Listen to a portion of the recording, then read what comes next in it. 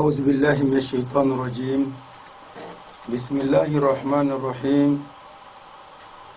الحمد لله رب العالمين. جعل مفتاح الجنة لا إله إلا الله، ومن لقي الله جل وعلا بها يوم القيامة كفر الله عنه ذنوبه وخطاياه. وأشهد أن لا إله إلا الله وحده لا شريك له ولا نعبد إلا إياه. وأشهد أن محمدا عبده ورسوله ومصطفاه صلى الله عليه وعلى آله وأصحابه ومن والاه وسلم تسليما كثيرا. أما بعد، السلام عليكم ورحمة الله وبركاته. رب اشرح لي صدري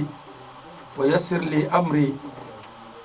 واحلل عقدة من لساني يفقهوا قولي. مياتو وسيتو مياتو ماليو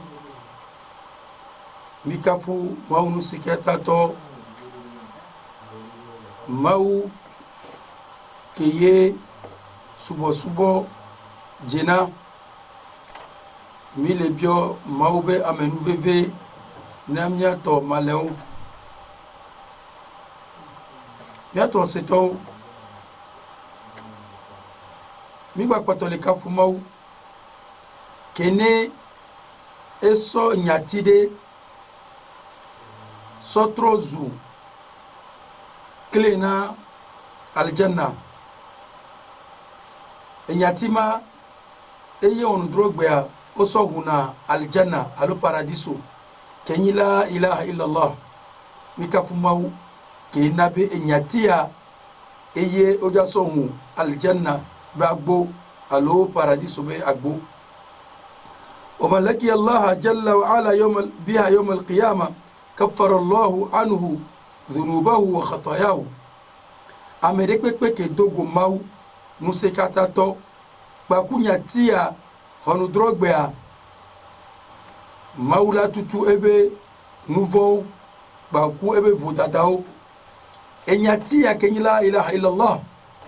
amekeye sowodo le agbeme yekaka ekuba tui bakula ilaha illallah nenyabe honu drogbea maula so ebe nubo soke neneke ebe vodadao maula soke elado paradiso mi ye mikade jibe maude kpe munle ke ola subole nyatepemu so maude kao mau ke akusimu lesio mau ke vimu lesio mau ke jilamu lesio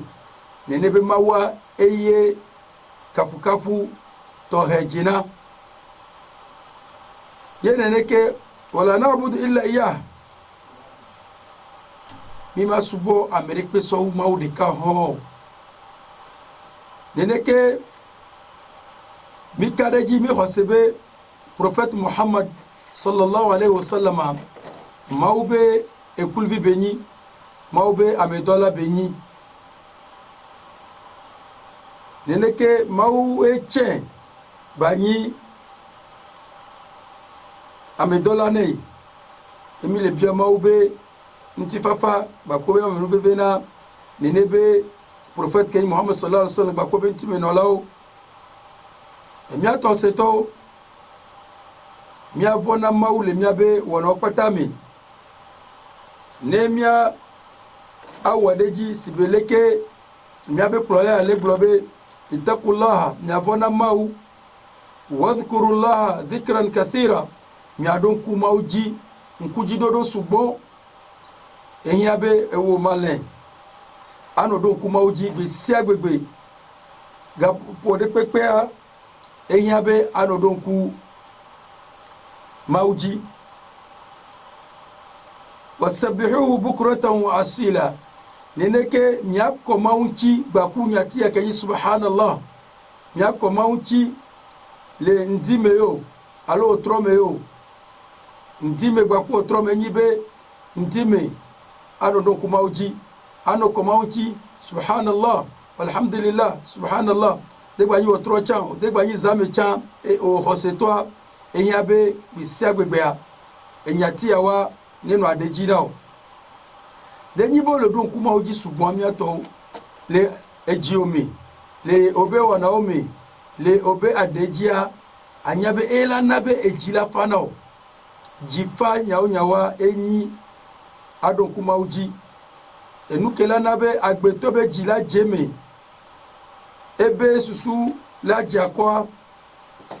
enyi be gamekebe le don kuma oji sugbon le ebe jimi le ebe adeji le ebe wana omi to nanya ano don kuma oji subhanallah walhamdulillah wala ilaha illallah allahu akbar allo astaghfirullah la hawla wala quwwata illa billah denyi be zikiri ya maube kujidodo a esu bole la minawa anya be gbesi agbegbe ejiwa ejako gbesi agbegbe ejiwa ilafa ejima gbele na ogbero maule gbe Quran mebe surat Ra'd aya blave bo Andrea ele globe alladhina amanu wa tatma'innu qulubuhum bi dhikrillah ala bi dhikrillah tatma'innu alqulub maule globe ameka homawji seya o homawji se ye ejio wa ameka homawji seya o kareji mawde pemule kola subole nyata pemu yo osubo mawde ka nyanya be amemo be jia eji fana na ogbesi agbegbe wa be jije na me baku mawbe nkujidodo amemawa endekpe munana be ejila fana so ube mawbe nkujidodo imma yo ole hel Qur'an yo alo le se ole hel Qur'an yo alo o se olo wazi yo amemawle keke o mawdi se wa be jia enu kenana wa be jifana enyi gameke ole se mawnya Allahu akbar nobinye fofonye nyato maleo denyi be maudi be kameke ye ole se mawnya ye ejiofana ye sojenako ye endekpepe evana dede me kenyi be ejiofana abeleke ole jia anyabe ole ameke homoji semi wole hosetomi bautole globe alladhina amanu wa tatma'innu qulubuhum bi dhikrillah ameke we o homoji sia we obejia ejenami o sinadvile wanto wa mi gamekeye ole donku maujinao alo wanto le donku mau ye mawle ala bi dhikrillah tatma'innu alqulub neno nyanyame na mibede kengbo amebeji lafa kengbo ye ejiola fa anyabe mawbe nkujidodwa ela na beji lafa no kengbo ejiola jeme nyato maleo anyabe mawbe nkujidodwa ela na be ejiwa ela jeme denyi be amebe tukarao meyo le ye ejio mule jemeo egbe tukara eso tukara omnyanu ka o me oleo ejo mule jemeo wa mde kukuno do kuma uji imma ano do tura Qur'an wa imma ano hil Qur'an alo lano do kuma uji subhanallah walhamdulillah wala ilaha illallah ulano do kuma uji de gba astaghfirullah chan eke yi olagbodo gbele ade oji sugbon mutono be majidi mewa ulapo ejila jemi tukara ke molea maula dide patajo le bo mi ato se to mawa efiami atike ejibe atike a de yibe jivena oyo de yibe gbesa gba ejiwa mule jemwa gogo mawu baku adhkaro baku zikiro la ilaha illallah de gba yikelmati la ilaha illallah to cha yo le bulo sugbo alo subhanallah ye le to la de jiro sugbo yato denyi be ndimeye ejomule jimwa de ndimeye omule voa ejomule voa mutono be majidi me akala do troma wala ko be ejiola famion tukara ke le mena ke nabe ejomu le jemwa maula de ne pata be tukara jo mau be nya benyi mawa ebe nya benyi nugbeto to benyi mau to nugbena ebe hoseto denyi be ejomu le jemu ejimu le jo mi to hoseto gbogbo mau ejila jo ala bi dhikrillah tatma'innul qulub maule de gomina mi be eji jijoa mate avameu munyibe mauye oledonku munyibe maube nyatele tola de jinao mi ato seto mi ado kube eji majo amea dolele benyilo munyi nunye benyolo sibeleka amelela gbo nyafi ke nyamulea nimjibe jine jomu nyam egbe ejimule jomolo munyi enu benyola kafu na nao agbeto enya be jine jo ame enya be jine jo denye jile jo wa ele da do de lamina we de jile jo agbeto a nenya be ejibe dolele amaleo wagame kamele ento wana nukela na be jimanu jo igbedo to ame ani nenya be mavula gbemu ye nuke na be jimu jo na mewa nyanto minye enyi nu vo osugbon denyi ba mele eya mu gogo mawo mule o mawo bende pe o fikolo mawo be nya eya mule mu gogo na mawo ba mo mu duna ku mawo ji o to ame ejima jo gbero negba le korula moto me cha ejimule jo ame ke jile jore negba le pon to chawa ebe chila fiana be amea ebe jia ele tepereka ko ameke ji mule jowa ebe ji mule tepereka wa de gbale dunu de pepecha gbale dunu de pepecha ezinale ebe lame be amea eji mule jo wa miato musulman même yabe islam be ibada ke mile on to cha ehia be ejine joame kengbo late wele ko leji encha maufiami enu kemnya o kengbo ejila jomi ni miate suboy enyi be olanu do kuma uji subon miato malo mau bale bula mi le surat al-anfal be innamal mu'minuna alladhina idha dhukira Allahu wajilat qulubuhum ameke oyona be hosetowa miato hoseto ameke oyona be hosetowa wawenyi amekewe denyi odon kuma ujina wabe ejivona wabe jipuna Allahu akbar wabe jipuna leti nyibe ovona na mau ejilano puno ema meyela na be ejila fana ocha miato seto de bado fikeye ole sema unya yo bale po bale vole dokuyo me ye mau dibe ogba potole nya mau be mau nyenya adakpe na mau be enyatima e de ville la menao e de vina enyibe e wanfani nao wade nyibe wala gloma unya nami wala wazinami wala hal qur'ani wala wande pepe wala mtenyabe amele ponpo chao omtenyabe maube nyao le glo chao nkobe tenenia ejibe dolele ele la menao dolele ya nukela danelebe dolele nyibe zikrullah wala don kumau apoza adogbera awadhkaro subhanallah walhamdulillah anu aduwa e makata ole don kumau jie ela na be ejila fano miato ejibati ke a ele Qur'an minami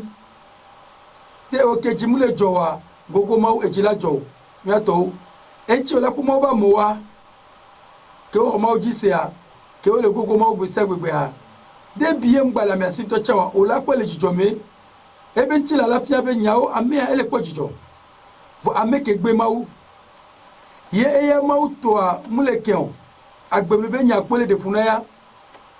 nenya be ma vo gbero etele to nu yeye etele dunu adode ola nya be ejimule jo ma won ba kunu zinami mi ato hoseto sibeleke mawle bo innamal mu'minuna alladhina idha dhukira Allah wajilat qulubuhum ameke o maudisia ko se to wo nya meke o gade pepe game ke yo se maubenya o wazina wa ejia epuna nao ejitrona nao waba nanya abutame wanyabe mawa eye jebe wa suboli nyatepemi islama enye hakeye agbeto la lebena islama enye hakeye agbeto la lebena enye hakeye maudo ede asireji maule globe inna dina inda Allah al-islam islama enye hakeye ikadeji hakeye isobana mia enye islam enchi mia tohoseto mia jagbagba mia be islama mia lebene mimba bleviku islamu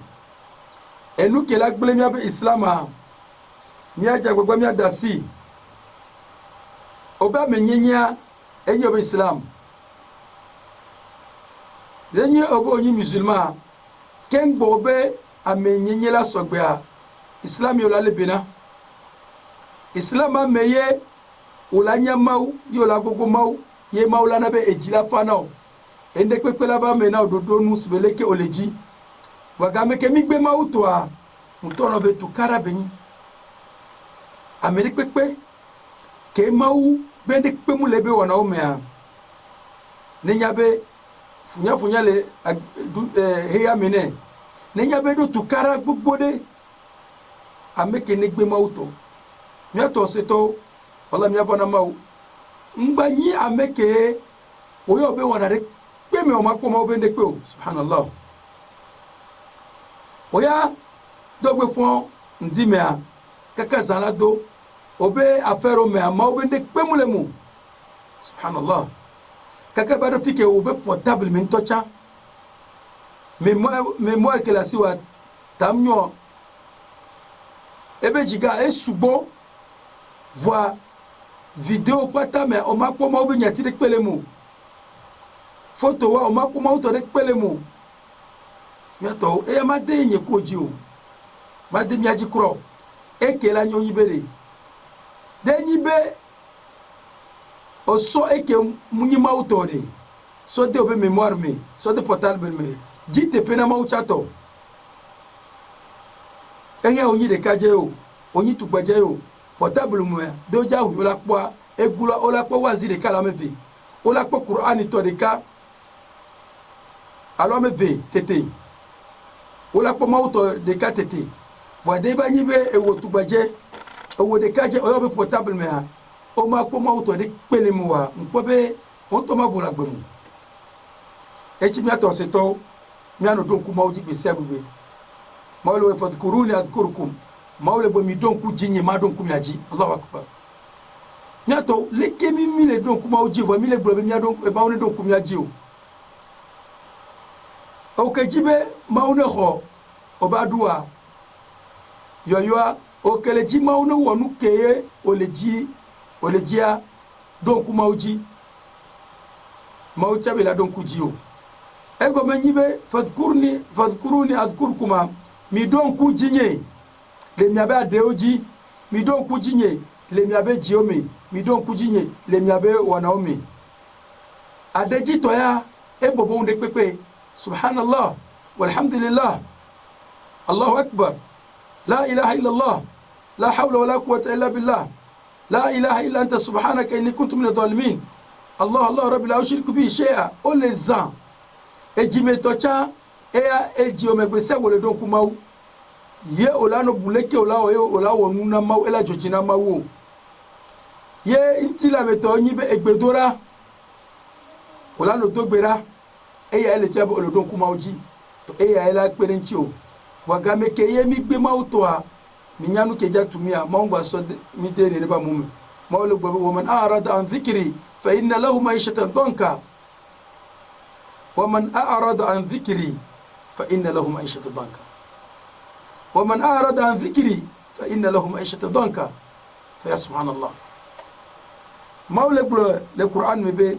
ومن أعرض عن ذكري أمريك بكبيو muso onyo nyono onyo de kaje onyo tugbaje onyo mala onyo efia onyo jahili onyo amere pekpeke onyia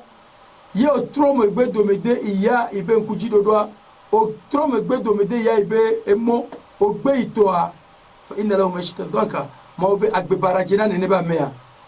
fa inna lahu ma'ishatan danka amea ne nyabe agbe barajina ile agbemi o ma bo gbero enabo la kwa medele ya eladu e ame munyo esola do munyo esola wale ke munyo la onu ke to mo na mauma o ya ma do kuru ko ya ona mawa ogbugu mau ye maulo ya nawa le mau pobere maula da siwa mau ya mudana si ameke le olo waga me ko gbe mawa ye mau chala to le menao maula bona ashuru yawm al-qiyamah ama denyi be amea ekpe fula gbemi ameke gbe mau to obe wazia obongba wazio wapo qur'ania obongba po qur'ani wala kwa gbe amerele ya okwa me ola hore kame bo amekele po qur'ani ebe ele de funayi bo amekele po musique wa e ya mudo problem le bakuo alanya be nkeke mama nyono gbero mauto e wore dasi mauto yo jiba tutu la gbeme ye ola so shetani to asokode jia miato maule bobe wa nahshuru yawm al-qiyamah a'ma amea ke gbe mauto a nenyabe kiyama gbe onu trogbe maula fo lanyi nku gbagbaro kama mela banu pia mobere nu kenchi o fomu mbanyi nku gbagbano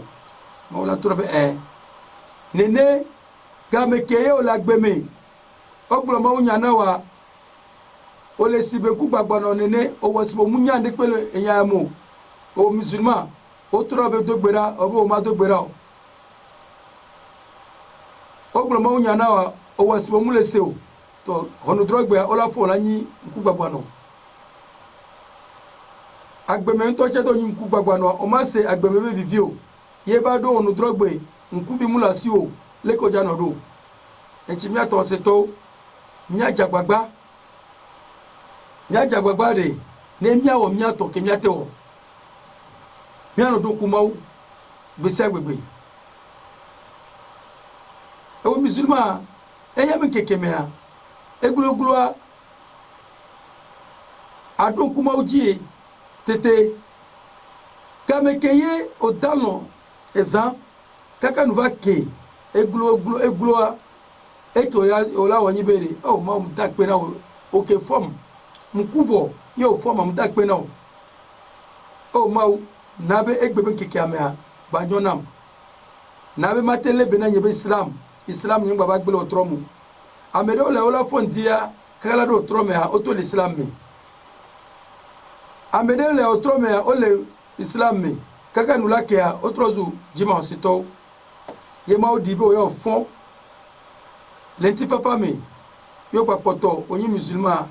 ola takpe na mawo emiato edede esube kike ma odon kuma oji vo enukea enu pato ko jawa vodada oja sotoji ame fola lo zedeka enu kebedo bela wonyi bela kafu mawu ame amuwe ebe so siga alo gaba me ebe so wibele yo alo ebe so enu gaba me ele fo zedeka gba kobe musique la pour musique le home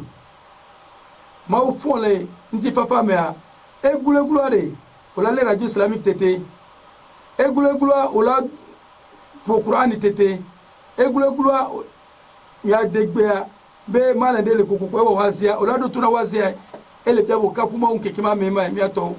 wadanyi be ma uya be nu seme munya mere pe be nu seme yo dalon yo fonti papa me a bwa enu gba to ko jaso da pe na ma wonyi be vodada ya to mi abuta me nyole lu mi ameme kaye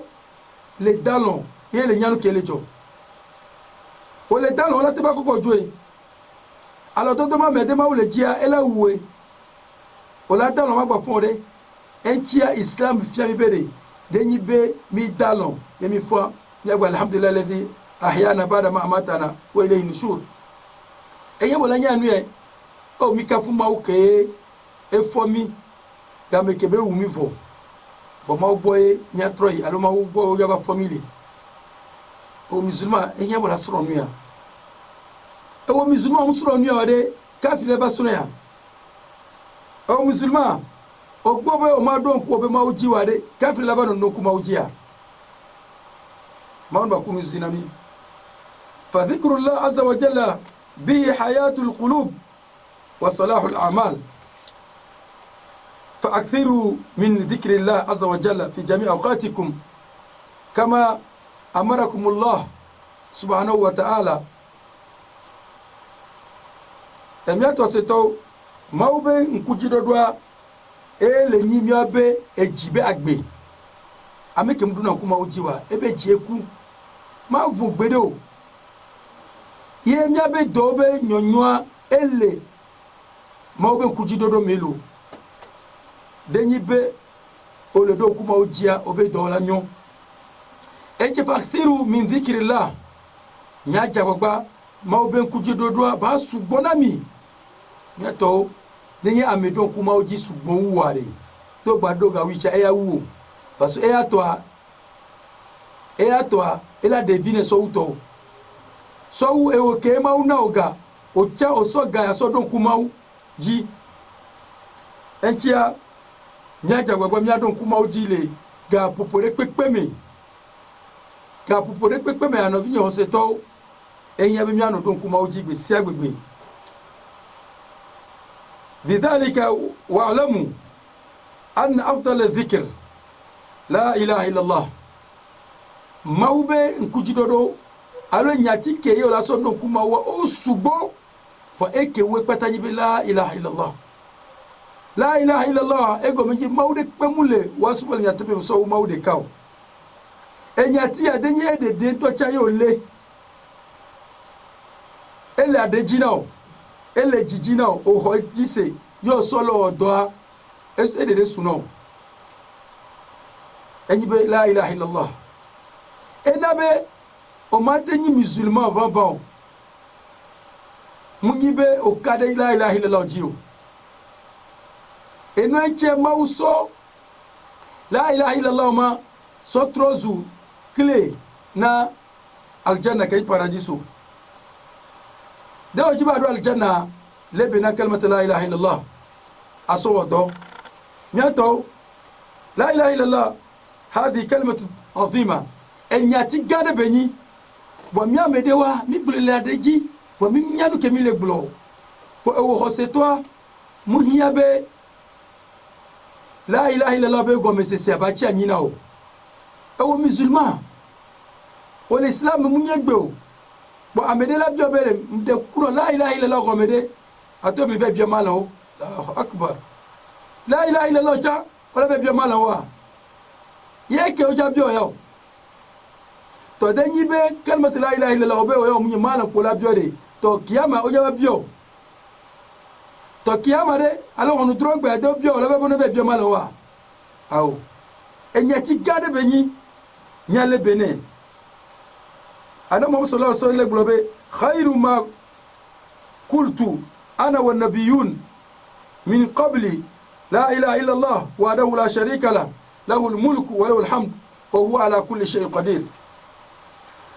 ya prophet muhammad sallallahu alaihi wasallam ele globe khairu ma qultu enyanye keyi ewu nya opata alonya ti nye kenyi enyati keye eye prophet muhammad sallallahu alaihi wasallam igblo nene kei prophet ko no nyisa bayi mo be ame dola ko chabaya enyati keye ogblo na enyi la ilaha illallah maude pemule ko la subole nya tepe me so maude kaw echi nya to hoseto ebe anabi opata mo be ame dola pata de pemu subo enude munyimawo enyi wapata wa'budu la wala tushriku bi shay'a wapata denyi be mawdowa obatona watobe mi subo mawde kalo ngba subo ni pe so mawde kaw yenya tike oglo na nyibe la ilaha illa allah bawu de ka yesu bosubo jina wahdahu edeka la sharika lahu mudu akisio nyato seto game ke mawlo tipo Andrea baku anyigba Andrea baku aya baku wono pata baku wonto amere pempere chiolo yele ke ejo denyibo yaba subo ya wala subo amere tare nchio alo la subo amere ke munyima wo dene ne asusu ke mauna wa mudeore denyibe mauna susu bere aso subo ya susu wa nenabe anyabere mawuya de kakobe nyi nuke nchiwa de kawo de kele now de kawo hiya de kawo ni pepe lagbeme ye nuke joye game ke yaba do subo subo gbo ye mawe ebenu se potana ni pepe wo huwa ala kulli shay qadir mawuye ebenu se potana nu se pata ende pemule ke yodo nu sewu mawo ye ne ka mere pemule ke ye edo nu sewu mawo enchi mi ato seto kalimat la ilaha illallah egomede no vinye maleo mujibe akperenchi ene nya se la ilaha illallah gomi ke ebado jima seto alo kafiri on tocha de na nyi se gbo ento la ilaha illallah de nyi kafiri ya musa la ilaha illallah gomi ya le gbula o musulman o mu le gbula ebado ti ke kafiri to chala no la ilaha illallah bo musulmi mu le gbo la ilaha illallah nuke che musulmi de le ebe la ilaha illallah ke bele gbula munya la ilaha illallah ke bele gbula enyi bele ke o la ilaha illallah ego menyi bede hiya kalimat ikhlas لأنها تخلص الإبادة لله عز وجل وتبطل الإبادة ما سواه لا إله إلا الله قوم يبري ojako obe subo subo nchi enyi belekeo o ma subo de pe ke munyima wo don to gbe la ilaha illallah ego menyibe o to na mo be nyimja subo de pe so wo de kao to de nyibe o ba gbe la ilaha illallah o be le subo nu bude o be lo shirki de ene na o le ble do kuwe la ilaha illallah go menyibe o ja jira o be subo subo ke ma o do na wa o la jira do o la kwanchi ye eni pepe kenyi subo subo de ke munyima wa o la tutu ya dangbe o la le ma o de ka ho dene ne ameke le ma o de ka ho le subo subo me a se la ilaha illallah go mi bo ma te gbe la ilaha illallah wa o le iboko no gbo la ilaha illallah o le itubu to gbo la ilaha illallah o le akafa la gbo la ilaha illallah o le vodu gbo subhanallah dene ne o se la ilaha illallah go mo de مولى بناميا لا إله إلا الله قومي ولا إله إلا الله هي كلمة التقوى لا إله إلا الله دي أني نياتي كني موبي فوبي نياتي بني أمك لا إله إلا الله قومي يبسو ودوا إلا فنا موكوي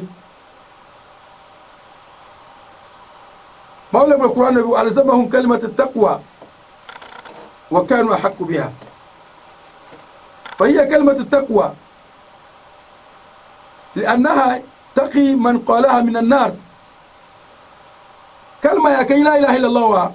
أني كلمة نياتي كي لا نبولا فونا مو أني نياتي كي مولا دوتول سوما فومي أني بابا أمريك بك بابا لا إله إلا الله يبي كوري جيا نيابي مولا دوتول سوما فومي أني بروفيت محمد صلى الله عليه وسلم بابا من كان آخر كلامي لا إله إلا الله داخل الجنة أمريك أبي نياتي كوتيا enyi la ilaha illallah wa prophet muhammad sallallahu alaihi wasallam ele globe ame edo paradiso mi munyibe ame yado mol edo mefo ego menyibe shakare pemulo ke la fiabe ame amadomu bo ken boye ekula batuo na binye hoseto ken bo ekula batuore yo la bana la ilaha illallah wa kame keye o lagbe edoke olowa denyi la ilaha illallah be doa do ja kuwa ola la ilaha illallah wa denyi be omulo la ilaha illallah be ndekpe o ye ekujaba miato o tebe so palme to pata so ba darebe oni no gboro no be gboro la ilaha illallah gboro o mate po wa so mu obe do enu ko do ela mi o omu do la ilaha illallah le jo mi dare o mule adejina o mule obe do mi o ola be o ja kuwa la gboro la ilaha illallah wa so bo wo tubai ken boye maula benu enchi mi ato se to nimba bleviku enyatimo wala ilaha illallah wa miato enye miasemi enyi nyati keye musulman enye banu adeji no bisa gbegbe bo bi musulman de wa mi mse la ilaha illallah go mi wa mi gbaba le jinya na la ilaha illallah we ye mi gbale jinya na mi adokwi la ilaha illallah wa munyi ajire yode munyi tukara yode wo yo le odeka la ilaha illallah la ilaha illallah la ilaha illallah la ilaha illallah tukamu bo la ilaha we gbaba do be wala no po musique na la ilaha illallah wa ano po huna la ilaha illallah amilano la ilaha illallah elano tipe sibe bol nene amilano la ilaha illallah elano duwe fike mile yo wallahi amerika pe so la ilaha illallah so duwe ya maula biye nya biyo bere fike yo po la ilaha illallah ma ogbo ne gba ku ewe dudu o fike ma ogbo no la ilaha illallah gba ku musique o fike ma ogbo no la ilaha illallah gba ku apadodo enchimia seto islama gobe seselo mu patapayo anabi fiabe mia jagbe la ilaha illallah no mia mesugwa nya biabe lekiye anabi wo la ilaha illallah do lekebe gbulodo amole dalo kwa o so micro anu to pa la ilaha illallah la ilaha fikole yo do yo se la ilaha illallah go mia munya podo to yo de maun ba kunu sinami bo amuke o musi la ilaha illallah go mia wa welo tukara amekucha jabe dia la ilaha illallah la ilaha illallah oh subhanallah nígbàlẹ̀ jíjà náà mi kúkú ẹ̀ la ilaha illallah de on tó láwọlẹ̀ adé ojú láwọlẹ̀ jí omi jíwa dé la ilaha illallah lẹ́mẹ̀ẹ́ ẹ̀dọ́ aláfẹ́ bí yàwó lọ́wọ́ la ilaha illallah mẹ́dọ́ bọ̀ oyè ọ̀la nàní anu tọ́pa la ilaha illallah la ilaha illallah bọ̀ àtàmú yóò lè jó lè funu zèrè ká olè yìí bukọ́nà ọgbọ́ ọ̀sẹ̀ la ilaha illallah gọ́mẹ̀ ọmọ sí gọ́mọdé parce que amérique pé múlẹ̀ kẹ́lá kádé la ilaha illallah tí o ẹ̀lá ìbùkọ́nà ọgbọ́ Amérique pe mule kele kade la ilaha illallah je ela itubu togo Amérique pe mule kele kade la ilaha illallah je ela yi vodugo ego ni la ilaha illallah ni mawre pe mule ke masubala nya so mawre kaw ende pe ke mi jabe bio tubu toa ende pe ke mi jabe bio vodua ele mawgo e dene ne majo le mawde kama ho to awewe la ilaha illallah bo ewo keye la ilaha illallah le enukia ole bokono ogbo bo oya wala bana gba mede ole omulo anebio omulo mawo oya lo mawo ole do achusi na mawa olo mawo ole do achusi na mawa leke agbetola do achusi na mawo elabe mawo ilo mawo do se akare ji miato amerique pe mule kela do achusi na mawo ko labe ilo mawo mawo to la nya mulo re de gba yin yonu tocha keye o de dare homi ye o to nebe mujibe srone ba do achusina wa e ala pomo shetan de pomo le he ya mesowu ewo paso wa ole jibo no achusina yi yele kejo o jibo la do achusina ma abi ma one lo bo ewo yonu o mujibo no do achusina o bo o jiba do achusina ma wa bo la bi ma one lo wa o bo ngba do achusina o ameke esro tocha keye o ya lo sowu amere pepe game keye ebe jado achusina wa gama me lo patala tole omi wa gama me wa wenya enulake ai bokono ogbo ai akafa la ogbo abana yibe ma oni lo wa ma ma te lo de echimi ato seto kad mat la ilaha illallah wa de egba yibe li annaha tatadammanu jami'a ta'at wa tubtilu jami'a shirkiyat fa hiya kalimatu taqwa enu ke choyo na kalimatu taqwa yibe la ilaha illallah wa ebo mo subo pataro du egbedora la ilaha illallah la no mi enu blabla la ilaha illallah la no mi zakayo hajjo ibada rek pe ko jawa la ilaha illallah ila no mi no denyi bo jo soro ojo sadaka cha ojo sadaka la ilaha illallah chi olewe mawri kanchi olewe munyibe olewe na enu do o chango sadaka na enu de ke munyima wo jini labe ola sadaka kengbe o yutubu togba enyake jini eglone be wala sadaka yo de sadaka so be na e ya munyi mawuci o re munyi la ilaha illallah to ri la ilaha illallah to ni eke on to jadde e dokuyo me mawde ka inchi ibada inchi yo le dia la ilaha bi mana sadaka ma ele ni la ilaha illallah to yemya nyabe la ilaha illallah wa e bo subo pata le tepe de ka yene neke la ilaha illallah wa e gbele shirk de pepe kenya shirka kenyi atusu dodo na maule subo mea la ilaha illallah wa e tutune nebe nuso dangbe parce que amere pepe ke kar la ilaha illallah ojia nenya be ndek pepe kenyi shirka ela tutu dangbe enu achebe kalmat taqwa wa hiya urwatu uthqa la ilaha illallah kamile gulal fi enyi e kade ke sese o mateso lam fi samla la ilaha illallah wa e kade benyi ke amerik mateso o ke la ilaha illallah nyate peto amnyato allah amerik mate pejio tubu to la kaka gbela tio bokono la kaka gbela tio shetan ku ato jino la kaka gbela tio la baba ame amule gbalo ya o mule gbalo parce que mau ke mule gbalo yo le vogabe ke ye mimle mawo mim nyanu ke la ilaha illallah wa tenyi be nde etadu gbalo cha obe wole wakuwe ola o chalo wakwa muwe nyato bali la ilaha illallah na vo yemile go la ilaha illallah wa enyi kade ke ye esese amene pepe kele kayare amene kumate ble nune ola e kade be nya amene kumate so dene le kaya sesere bodo be le shetan be ka 2 minutes ela so eso do yere no obe jaraba shetania mudo nyatepeo shetania mudo nyatepeo wa mauto do le mawia eya matole yo mena ogbero wa shetania santana etona le yo mena gbeto echia bianyabe la ilaha illallah wa o kele bene o segome o solo odo anyabe enu kegbenyi shirk baku enudeo gbesao asabo emakpata olaso maso dangbe olaso so dara akpareka mawle gwawe o man yakfur bi taghut wa yu'min billah faqad istamsaka bil urwati wuthqa lam fisama laha mawle gwawe amekeye echri alo ameke gbe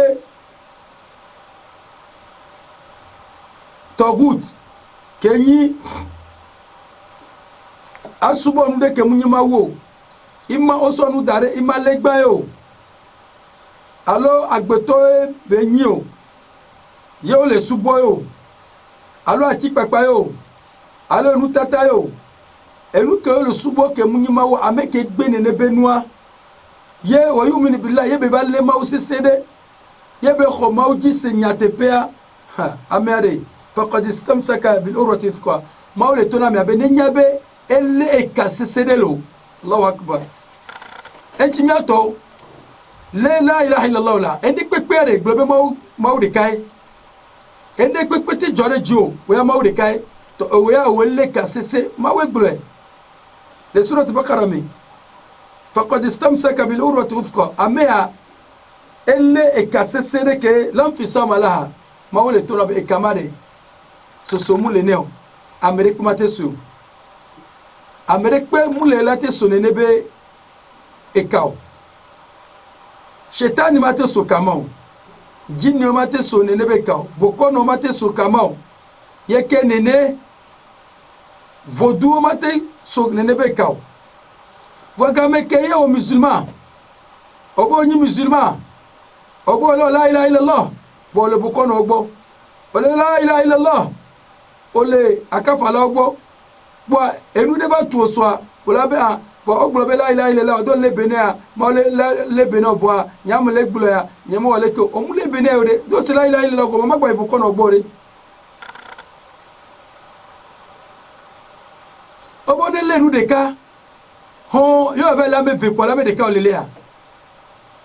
enu de ka obo de le am sem ne ba le nu de ka o so nde ba darba me sem ne so de ka yo be so me ve kwa ababe de ka olea awde mawuya de kaye miale yo bale le ma wa me vea ame ve ma devino gbero nya to se to mon ba kumya nusizenami to la ilaha illa allah wa هذا المعنى النفي في لا إله إلا الله لا إله إلا الله وإيجو من يبي ويا أولك بي بي بي كي ولا سوبا كي من يماو ويا أولك بي عندك بي بي ولا سوبا كي من يماو يعني ذلك إلا الله وإيجو من يقولك لا إله إلا تابي ما أولك بي مولك ولا سوبا إلا الله سو ما أولك أوبي سوبا سوبا رك بي مولك ما أولك بي مولك أوبي والإثبات نيبه ودافو enya chire chibe maude ka eyehiabe wala subo enchire ومن تمسك بها نجا وافلح في الدنيا والاخره amekele bena enyati yawa lebe wana omea amea eya eduji enyita nyuto le heriame baku wonu drogbe وكلمة لا إله إلا الله هي فاتحة دعوة الرسل wala gbe kalmata la ilaha illallah kamile sede enyi mawba me dolo patabe enyati keye osotona wabe nyati oji prophète de pepea enyati kebe glonana ebe amonyi be nyagbe la ilaha illallah nya suma de ka ho mawle gbe qur'an me bere surat anbiya be wama arsalna min qablik min rasulin illa nuhi ilayhi annahu la ilaha illallah أنه لا إله إلا أنا فاعبدون مولا وما أرسلنا من قبلك من مدو أمي دولا ركبي جنكوناو كودي أمي دولا أميو سووبي نيا تونو نيا دكبينو بيري أوني تونا واتوبي أمي ركبي مبا سوبو أنودي كموني ماودي كاو إيغو مني ماودي كاو هون يولا سوبو ماودي كاو هون يولا سوبو نينيكي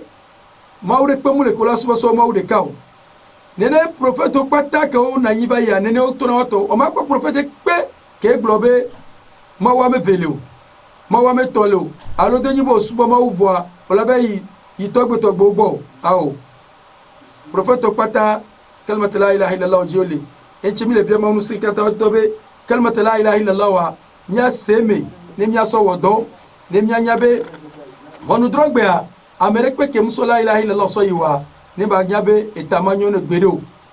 la ilaha illallah miato do ya musulman semea nyim kan ko la gballe nyatire so la ilaha illallah de ye nyatire benyi keye to jibe agbeme ne bobo no cha lebene kalmat la ilaha illallah do subo maw yo jananya la ilaha illallah la ilaha illallah la ilaha illallah alo subhanallah walhamdulillah wala ilaha illallah allahu akbar noji pobere enu ko le jima ma wanawa dole nyajia maula weno enchimle bia maunu sekata tobede mauni ba ve mianu rabbana atina fi dunya hasana wa fil akhirati hasanatan wa qina adhaban nar mile bia maunu sekata to ba khomia be subonami fi kemi bulabe so kuma otwa on so darmi be mizan menami fi kemi bulabe mi wo mi dabwa on ba so kemi mile bia maunu sekata to be te pe akemi balo wazi amon ba yele nami e do wala yo ni kemi mulobe mi abe malo pata ke o fi aminu ba ko ko fi aminu pata wa mi le biam skata to maun ba yiraw mi abe wazi abe la dane ba yinaw ni ke mi mulo be mi abe malam cheikh yulu maun ba do albarka ne ni ke mi abe do law maun ba yiraw mi abe dukwa maun ba yiraw dukwa na mi maun ba na mi tifafa ربنا ظلمنا انفسنا وان لم تغفر لنا وترحمنا لنكونن من الخاسرين وصلى الله على نبينا محمد وعلى اله وصحبه اجمعين